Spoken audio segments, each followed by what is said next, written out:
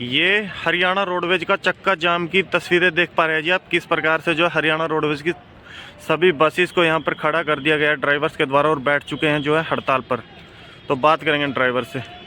मुर्दाबाद हरियाणा सरकार, मुर्दाबाद मुर्दाबाद मुर्दाबाद, इनकलाब जिंदाबाद जिंदाबाद जिंदाबाद। काले कानून वापिस लो, वापिस लो, वापिस लो। काले कानून वापिस लो, वापिस लो, वापिस लो।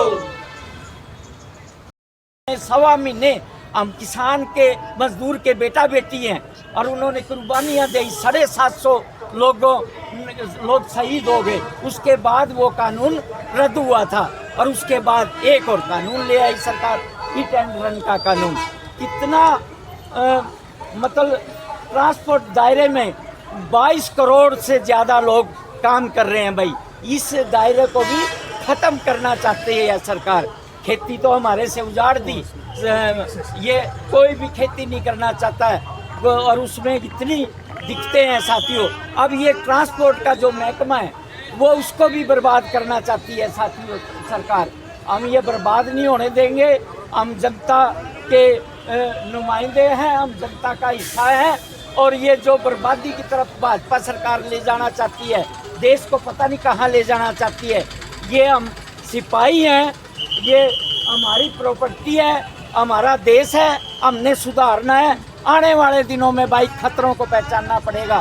जो भी कोई आंदोलन आएगा, रोडवेज का कर्मचारी तय दिल से उसमें काम करेगा। धन्यवाद साथियों। ने हमसे सब कुछ छीनने का काम किया, चाहे हमारी नौकरियां हैं, चाहे हमारे पत्ते हैं, चाहे हमारा भविष्य है, या फिर हमारे महकमों को बेचने का जो काम है वो यह सरकार निरंतर लगातार कर रही है। परंतु हमारी यूनियन इसके सामने लगातार अड़ी हुई है। हमारी यूनियनों ने अपनी मांगों को मनवाने के लिए पहले भी लगातार यहीं इसी स्थल पर पूरे स्टेट लेवल पर लगभग 18 दिन की हड़ताल करी थी, जिसके अंदर इस सरकार ने हमारे कर्मचारियों को बहुत प्रताड़ित किया, केस किए, जेलों में भेजा। परंतु हमारी यूनियन इनसे डरने वाली नहीं है, ना ही रुकने वाली है। हम इस मंच के माध्यम से इस सरकार को बता देना चाहते हैं कि या तो समय रहते हमारी मांग को मान ले, नहीं तो भाई इलेक्शन नज़दीक है, फिर हम वो काम भी कर जाना है कि भाई मतलब वोट का न कदे तख्ता पे बैठने की उम्मीदें नहीं रहे।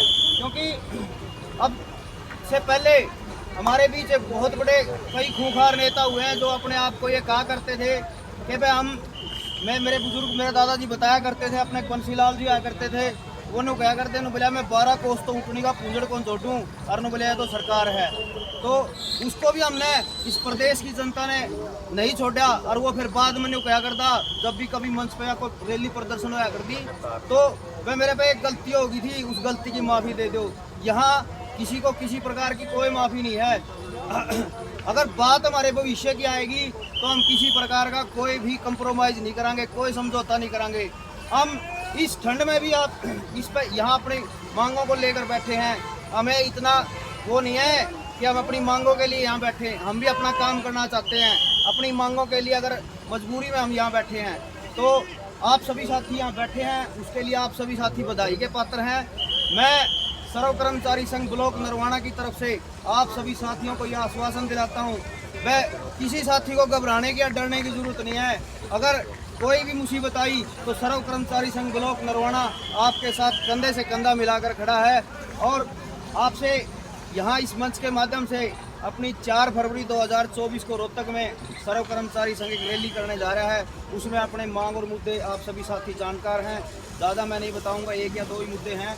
जिसमें अपना एक तो मुद्दा है जो अपने कच्चे कर्मचारी साथी लगभग 10 से 15 सालों के बीच से यहाँ अपने बीच हैं और एक लंबी लड़ाई लड़ रहे हैं पक्का होने के लिए।